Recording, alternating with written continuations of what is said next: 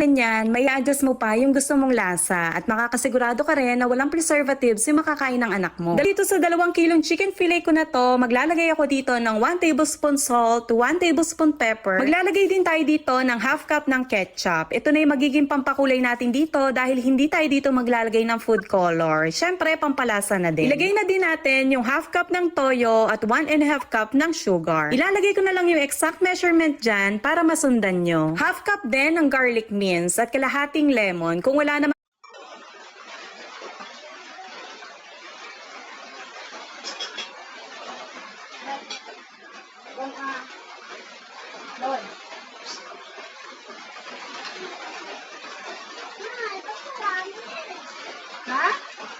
ng lemon, pwede kayo ditong maglagay ng 5 pirasong kalamansi. Haluin nyo lang itong mabuti para lahat ng manok magkaroon ng lasa. After nyan, pwede na natin itong i-freezer at i-stock hanggang 6 months. Ilalagay ko na to sa freezer at ayan, pwede ko na itong i-stock hanggang 6 months. Gabi ko yun inilagay at ito na nga guys ang kinabukasan. Ipapakita ko na din sa inyo kung ano yung itsura niya kapag ka naprito. Iprito nyo lang to sa mahinang apoy para hindi masunog. Dahil manipis lang to guys, mabilis lang naman tong maluto. At habang naluluto siya, mapapansin nyo na nagkakarami lang sa parang ganyan. At pag maganda na yung kulay, okay na guys yan, luto na yan. At ayan na guys ang ating homemade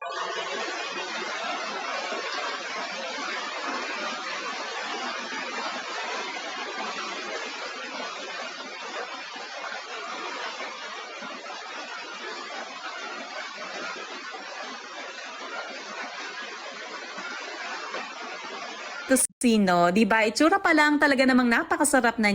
Habang mura pa ang manok, mag-stock na tayo ng ulam. Sa inyo ba, magkano na ang kilo ngayon ng manok? Dito kasi sa amin ay 140 na per kilo. Isa sa paboritong inuulam ng anak ko, lalo na kapag breakfast, itong tocino. Kaya gagawa ako ng maraming tocino habang mura pa yung karne ng manok. Napakadali lang nitong gawin. At kapag nga homemade na ganyan, may adjust mo pa yung gusto mong lasa. At makakasigurado ka rin na walang preservatives yung makakain ng anak mo. Dito sa 2 kilong chicken fillet ko na to, maglalagay ako dito ng 1 tablespoon salt, 1 tablespoon pepper. Maglalagay din tayo dito ng half cup ng ketchup. Ito na yung magiging pampakulay natin dito dahil hindi tayo dito maglalagay ng food color. Syempre, pampalasa na din. Ilagay na din natin yung half cup ng toyo at 1 and a half cup ng sugar. Ilalagay ko na lang yung exact measurement dyan para masundan nyo. Half cup din ng garlic mince at kalahating lemon. Kung wala namang lemon, pwede kayo ditong maglagay ng 5 pirasong kalamansi. Haluin nyo lang itong mabuti para lahat ng manok magkaroon ng lasa. After nyan, pwede na natin itong i-freezer at i-stock hanggang 6 months. Ilalagay ko na to sa freezer at ayan, pwede ko na itong i-stock hanggang 6 months. Gabi ko yun inilagay at ito na nga guys ang kinabukasan. Ipapakita ko na din sa inyo kung ano yung itsura niya kapag ka naprito. Iprito nyo lang to sa mahinang apoy para hindi masunog. Dahil manipis lang to guys, mabilis lang naman tong maluto. At habang naluluto siya, mapapansin nyo na nagkakarami lang sa parang ganyan. At pag maganda na yung kulay, okay na guys yan, luto na yan. At ayan na guys ang ating homemade tocino. Diba, itsura pa lang talaga namang napakasarap na.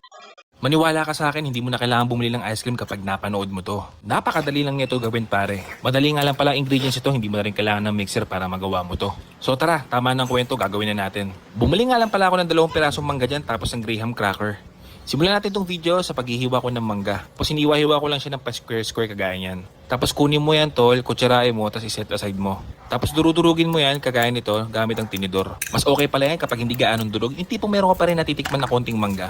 Sa graham naman pare, durugin mo lang siya ng ganyan. Tapos maglagay pala tayo ng 2 all-purpose cream dyan. Hindi nga lang chilled dyan tol, pero mas maganda kung galing talaga sa freezer yung ginagamit mo ng all-purpose cream.